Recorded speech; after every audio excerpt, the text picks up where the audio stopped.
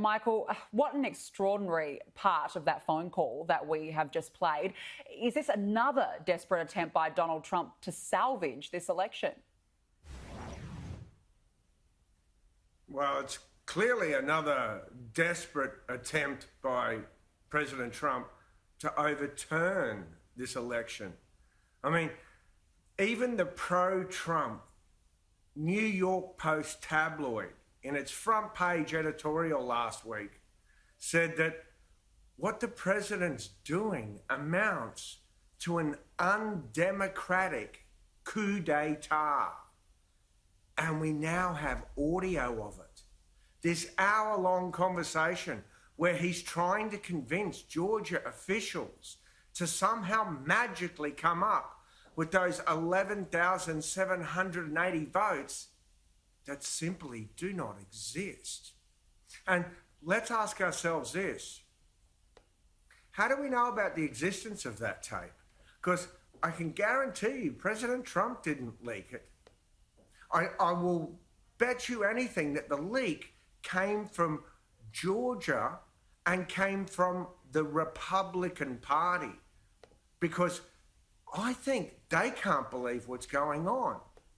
Yet in the Senate, you and I talked last week about January 6th, where a joint session of Congress is meant to just procedurally, formally ratify the outcome of the Electoral College vote.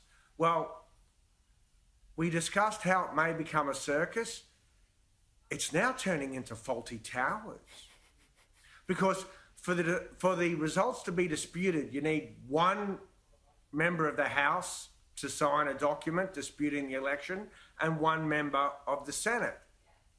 For both houses to have to split, debate, vote and come together again. Well, it now looks like there's going to be 140 Republican members of the House and 12 Republican senators who are going to sign these letters and are going to dispute these elections.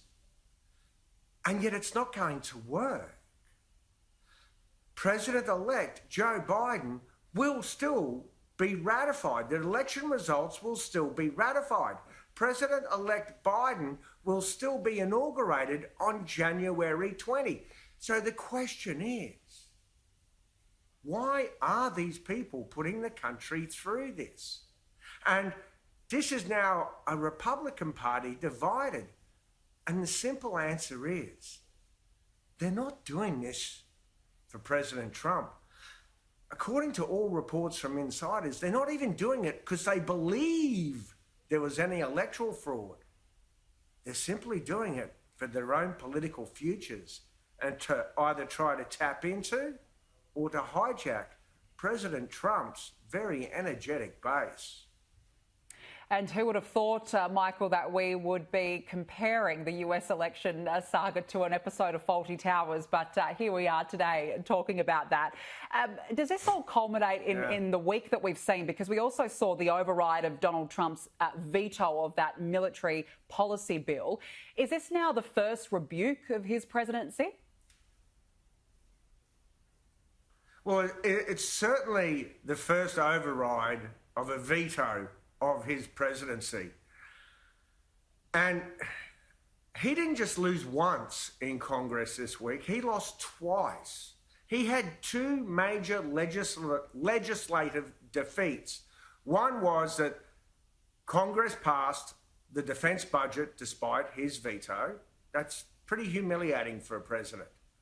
Secondly, his own party controlling the Senate refused to even have a vote on increasing the one-off stimulus payments for COVID relief to $2,000.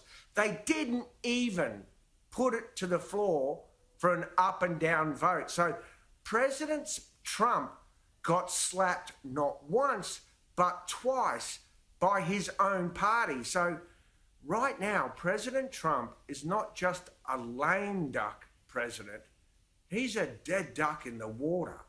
And everyone is fighting over for future control of what's left of his Republican Party. That's what's really going on here.